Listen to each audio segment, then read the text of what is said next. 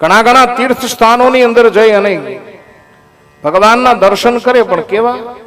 અને આજકાલ બધા ધર્મ સ્થાનોની અંદર પણ વીઆઈપી દર્શનની સુવિધા થઈ ગઈ છે.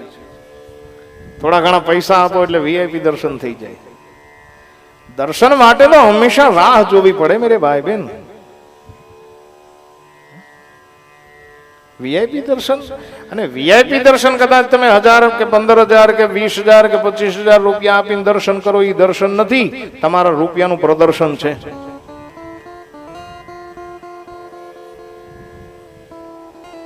દર્શન માટેની દર્શન કરો, મૂર્તિને ખુલ્લી આંખે જોવો, નખ શીખજો ભગવાને શું પહેર્યું છે, શું શૃંગાર કર્યો છે.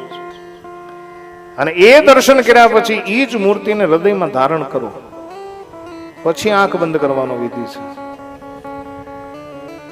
આ બધા દર્શનના નિયમ સંયમ છે. પધારો અનુભાઈ, જય હો.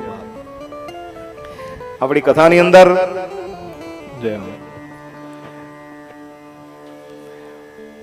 ઘણા બધા વર્ષો પહેલા મારી એક કથા જે હું કાયમ જિક્ર કરું છું. હરિરામ બાપા આશ્રમ ધૂણું, આપણે પાલિતાણા. પધારો રમણીકભાઈ, નશી બાપા પધારો બાપ, જય હો. આવો ધીરુભાઈ, આવો આવો આવો, જય હો. કેમ છો બાપા? જય હો. પ્રવીણ મામા આવો આવો, પ્રવીણ બાપુ આવો, જય હો જય હો. સીતારામ મામા, જય હો. જય સિયારામ, જય સિયારામ.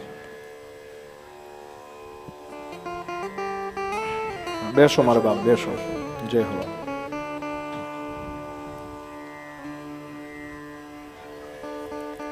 થોડાક સમય પહેલા અમારે જો આ ધીરુભાઈ તેજાણી આવ્યા છે ને, એના યજમાન પદે મારી કથા પાલિતાણાની અંદર બેઠી હતી, રામકથા.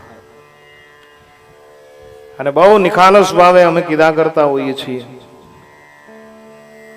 કે હરિરામ બાપાની કૃપા પછી તમને જે કાંઈ દેખાય છે ને એ માત્ર કૃપા છે, બીજું કાંઈ નથી. સતત આખું વર્ષ 20, 22, 25 કથા સુધી પહોંચી જાય એ કાંઈ છે નહીં, બસ માત્ર ને માત્ર હરિરામ બાપાની કૃપા છે. અનુભાઈ 3 દિવસ પહેલા હું કહેતો હતો, કથાના બીજા દિવસે, કે રવિરામ બાપુને કોઈ ઓળખતું નહોતું. હા, અને આ તકે મારે દામજી દાદાને યાદ કરવા પડે. તેજાણી પરિવારના ભેષ દામજી દાદા રાતે 12 વાગે આવ્યા. ધીરુભાઈ, અમારો રમણીકભાઈ, અમારો પ્રવીણભાઈ. નથી આવ્યો પ્રવીણભાઈ? નથી આવ્યા? અચ્છા. આ બધાને યાદ કરું. રાત્રિના 12 વાગે મારા ઘરે આવી અને મને કે બાપુ કથા આપવાની છે. અને દામજી દાદાએ કાયદેસર મારી પરીક્ષા લીધી. અનુભાઈ, હા, રામકથા તમારે કરવાની છે. મેં કીધું કથા કરીએ. બોલે તમે શું લ્યો? વાત આવી. કેમ કે ભાઈ અત્યારે પૈસો પ્રધાન છે કળિયુગની અંદર. એટલે મેં કીધું ભાઈ અમે અમારી રામાયણને વેચતા નથી. કહું અમે અમારી પાસે ડેટ છે, તારીખ છે ને, તે વખતે તો કઈ તારીખ જ હતી, બીજું ક્યાં કઈ હતું.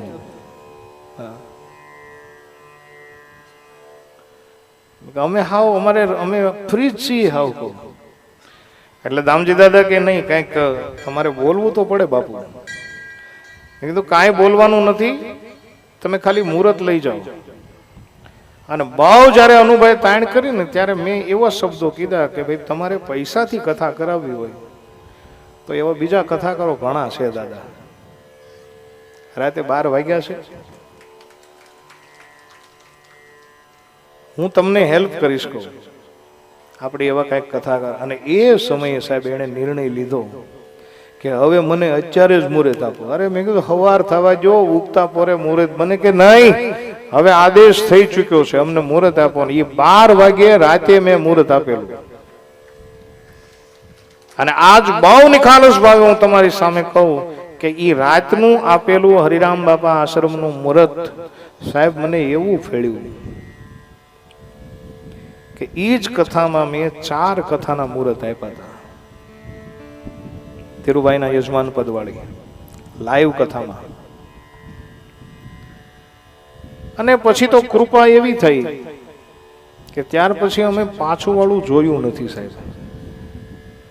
હરિરામ બાપાની કૃપા એટલી બધી થઈ સાહેબ, આ ગોદડિયાની કૃપા એવી થઈ છે.